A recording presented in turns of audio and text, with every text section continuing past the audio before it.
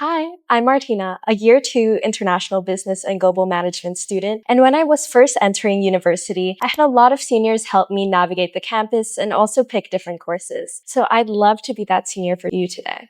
First, I want to talk about selecting your courses. I would begin by looking at your course's suggested plan of order. So as an IBGM student, this is our suggested plan of order, and you actually have the option to drop some of these and take them in further semesters or take them abroad. A lot of my friends took Econ 1210 in the University of Yonsei in Korea. You have a lot of options for different summer and winter exchange opportunities where you could have credit transfer. You have 3 different types of courses at HKU. These are the mandatory core courses that you must take for your degree, the free electives, as well as the common cores. Now, there's a lot of free electives out there. So it's a great idea to check the syllabus of the course, check if you're interested in that content, or if you believe you can manage one semester of that course, as well as check the HKU platform. So you just log in with your HKU email, and then you can check the different courses and the different ratings from real life HKU students. So it's a great place to look when you're navigating which free electives to take and also common cores. Speaking about common cores are required courses for HKU students. Now you have to take at least 6 common cores. I would highly suggest this one course that I took called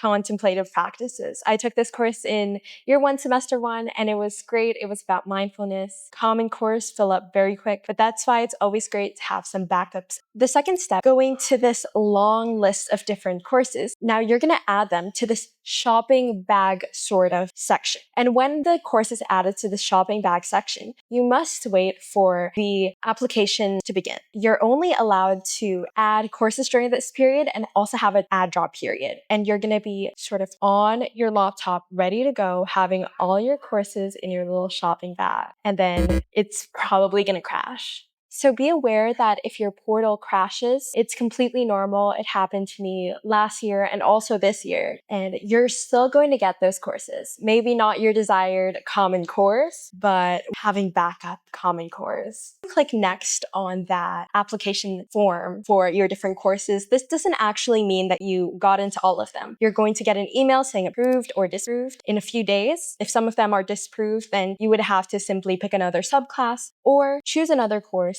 that aligns with your schedule in order to get that 240 credit mark. The first class acts as a thesis for the entire course of your semester. So it tells you the attendance rules, what the professor is like, how they would grade your coursework or tests, which is why I would highly recommend attending that first class to see if that course aligns with you. I suggest you pick some courses based on being a GPA booster and also some courses based on your interests. But hopefully, if you're like me, the courses that are GPA boosters kind of coincide with your interests. For example, I'm really passionate about languages. I'm currently learning Spanish, Swedish, and Mandarin, and soon we'll be learning Cantonese in the future. But because languages are something I'm quite passionate about, I found a deep interest in communication-intensive courses. While language courses are known to be easy, I must warn you that they have a very strict attendance policy. So if you skip one lecture or one tutorial, it'll have a great effect on your GPA of that course. We're going to move on to some study tips. So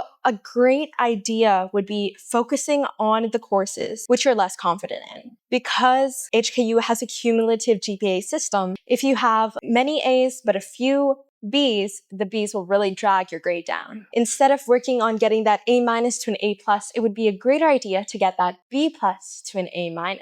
That would have a great effect on your GPA. Thinking smart, not hard.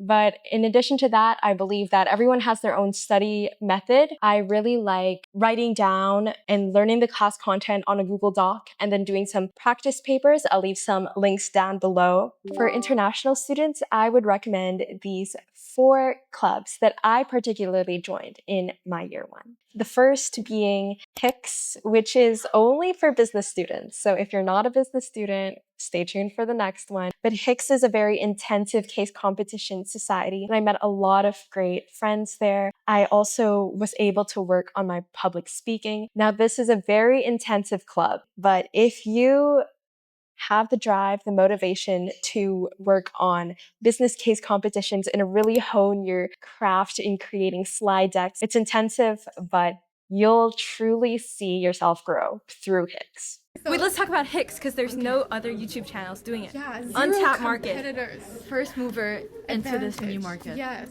Three, And two, one, go. especially okay. Okay, so what is HICS? HICS is a case competition team in HKU.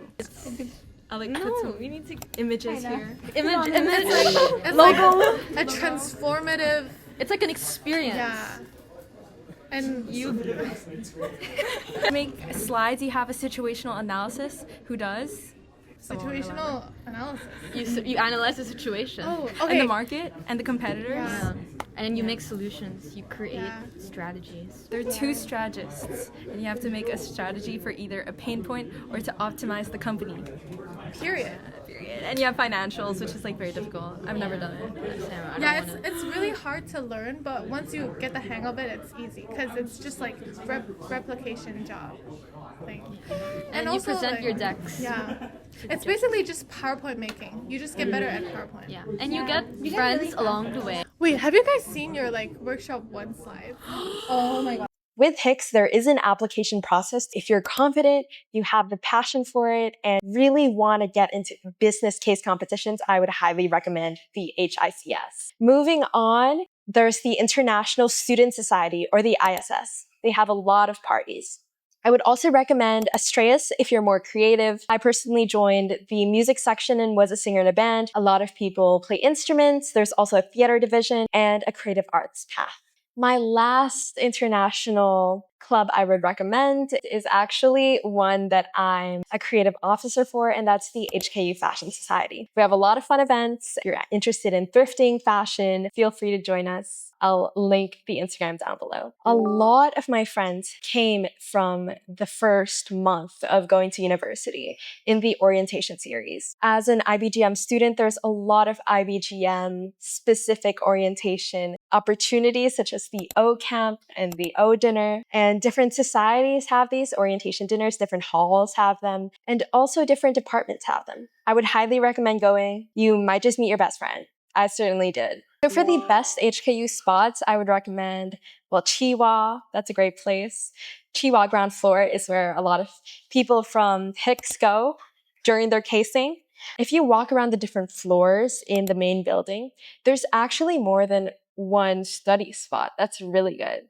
I'm gonna let you find this by yourself because it's really easy to find, but also when you find it, then you have a great sense of achievement. Because I found it myself, and finding little rooms like that in HKU by yourself is just an amazing experience, and I wouldn't want to rid you of that. I'm not gatekeeping. If you guys can't find it within the first month of being in HKU, and you want me to drop these secret spots, comment down below and I'll disclose them. There's also a lot of cafes nearby, one being Fine Print. HKU is such a great location. It's near Central. It's connected to the MTR. So truly, you don't have a lack of restaurants. I'll list some great cafes, great restaurants up on the screen.